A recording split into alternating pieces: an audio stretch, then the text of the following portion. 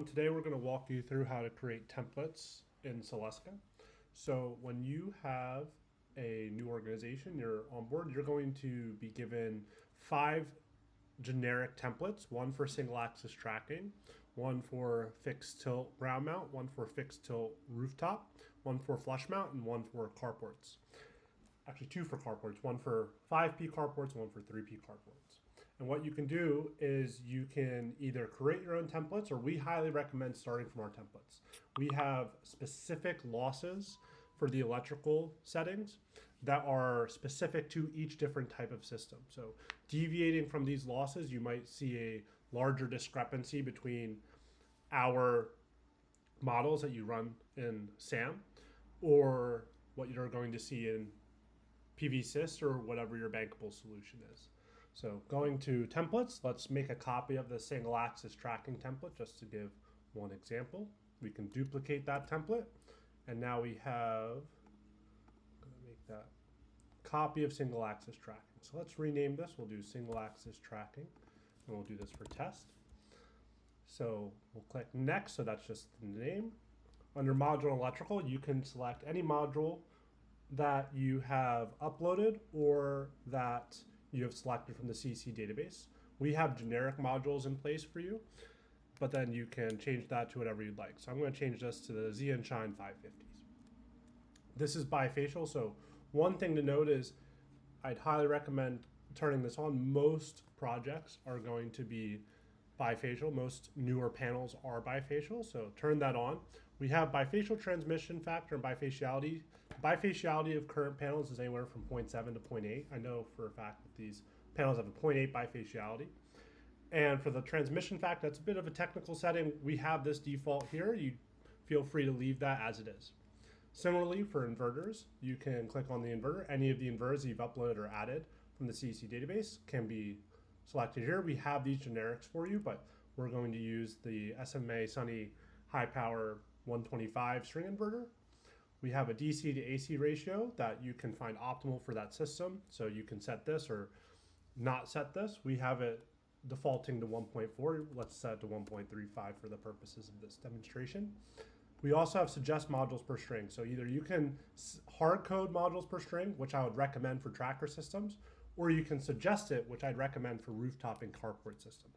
The reason I recommend hard coding the modules per string for tracker systems is because when you go to racking, we have this unique ability to do real frames, which is very, very useful. So we're going to go to racking here. We can see that the racking type is single axis tracking. The field height is 0, so this is going to be hugging the ground. The module height, now this module height is the distance from the distance of the torque tube of the center of the module from the ground, not the edge of the module. The rest of these racking types are going to be the bottom edge of the module from the ground. For single axis tracking, this is from the torque tube that it's rotating onto the ground. You have your rotation limit. This is plus and minus. We have backtracking that defaults to on, and your orientation is portrait. Typically in single axis tracking, you're going to do 1 frame up. You could also do 2 frame up, but that's less and less common these days. And then this is the crucial feature for single axis tracking and for any ground mount system really, is we have frame wide. And what this does is it sets each frame. So we have 1P up, 24 frames panels wide is 1 frame. That's each frame is a distinct string. And so what this is going to do is it's going to say, all right, here's 4 frames. Each 4 frames is in a block together. And then those blocks you can think of like all the frames that are being driven by a single drive motor, right? And so this is going to be 4 frames, very similar to ATI, so to speak, where they allow for 2 frames on either side of that motor drive shaft. Likewise, we have horizontal module spacing. That's your horizontal distance module to module. If we had 2 frames up, you could also have vertical module spacing, but we'll stick with 1 and 24. So each of these is 1 string, and you can add more arrays if you'd like. We default it to 4 because that's what most racking vendors allow for. Now we have layout and weather. This frame spacing here directly ties to this frame spacing here. So what every single one of these is going to have, all right, you have frame 1, frame 2, frame 3, frame 4. And then you're going to have a space. And so this space is going to come after that last frame. Now it's going to come on the fourth frame. If we reduce this to 3, this will come down on the third frame. Likewise, this is for driving. This is typically you're going to have rows in between each of these frames so that you can drive down them with a car for your maintenance crew. This is where you're going to be entering that. You also have your field setbacks, your ideal ground coverage ratios. We have this defaulting to what we find to be minimal losses, or you could do row spacing. Any of these is going to change any of the rest of this. Likewise, you can set your weather details for the albedo. You can set it to your grass, which is 0.2, or most people just set it to the weather file. Well, you get where you get the albedo directly from the weather file. Last is the advanced section. It starts with the auto snow and soiling losses. So we use the Kimber and Townsend model based off of the location. So we can't tell you what the project's snow and soiling loss is going to be until you actually make that project at a specific location, because it's so location dependent. Or you can not have this turned on and set your defaults as you'd like. We have what we would consider to be very reasonable assumptions for array losses. These are going to differ drastically from other providers. So these assumptions are from our experience with trying to make us as close to PVSys and as close to a bankable solution as possible. And you're welcome to change these, but these are what we find to be the most reliable. So we give you a good template to start, and then you can deviate them. We've got the DC wiring losses, LID losses, module quality losses, mismatch, diodes, optimizers, as well as your bifacial losses if bifacial is enabled, and your AC wiring losses and transformer losses if you have transformers. You can also define the sky model and the shade model, typically used Perez and standard, but you can do whatever you'd wish. And now you can save that. And real quick, let's just make a project. I'm going to make a project. Templates project. Make a design, single axis tracker. And I'm just going to use that template that we just made and show you kind of how to use it. So I'm going to make an array real quick. And I'm going to click on this design template. I'm going to go to single axis tracking test, which is what we just labeled that. And we'll click that. And as you can see, we're having this map out perfectly. You can see that each one has 4 frames. This has 2 at the top, 2 at the bottom, just because of how we have this set. And we have all of the settings that you've added are in this template. So we have the module, we have bifacial, we have inverters, we have everything that you could want, as well as all of the advanced tabs here. Now let's go and let's, just for the sake of argument, let's do a fixed tilt system, because these are slightly different. You have a little bit more functionality. So I'm going to do roof mount generic template. I'm going to make a copy of this. Guess it already has a copy